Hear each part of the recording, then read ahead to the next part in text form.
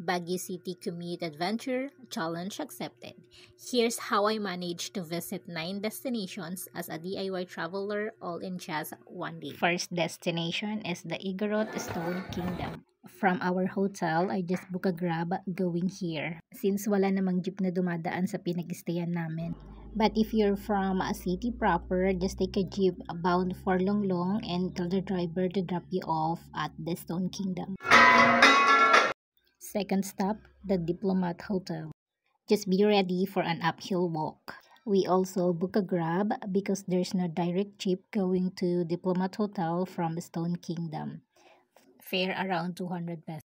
And again, if you're from city proper, just take a jeep going to Dominican Hill and tell the driver to drop you off at Diplomat Hotel.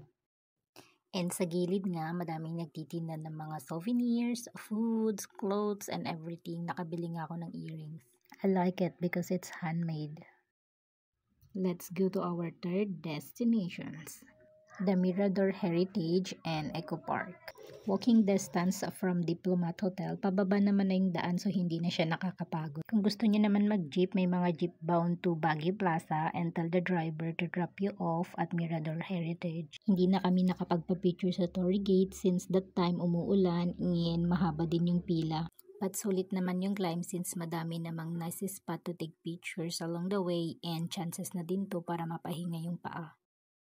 And we're here at our fourth destination, Lourdes Grotto.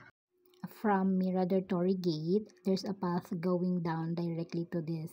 And ito na, papaba na kami sa 100 plus steps. And we're here at our fifth destination, Burnham Park. And from the base of 100 step stairs, there's a jeep bound for Baguio Plaza and walking distance na lang siya sa Burnham Park. And madami kang ang pwedeng gawin dito like biking, the boat around the lake.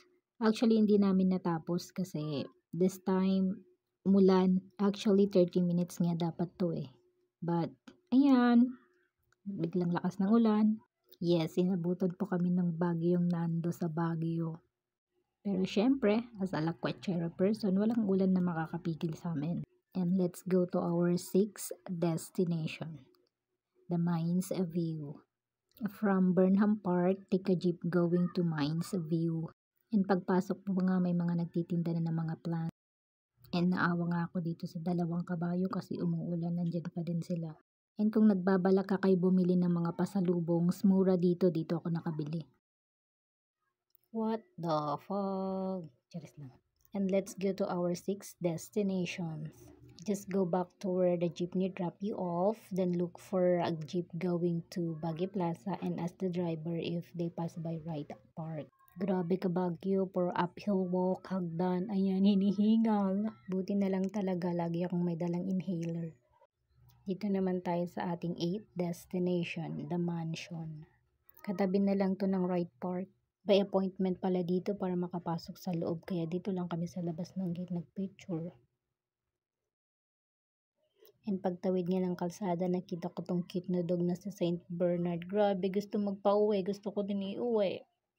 And from here, let's take a jeep going to Baguio Plaza and let's go to our 9th destination, SM Baguio. Na-survive namin yung 9 destination in one day. Nakakapagod pero syempre, uulitin. Thank you for watching guys. Love, love.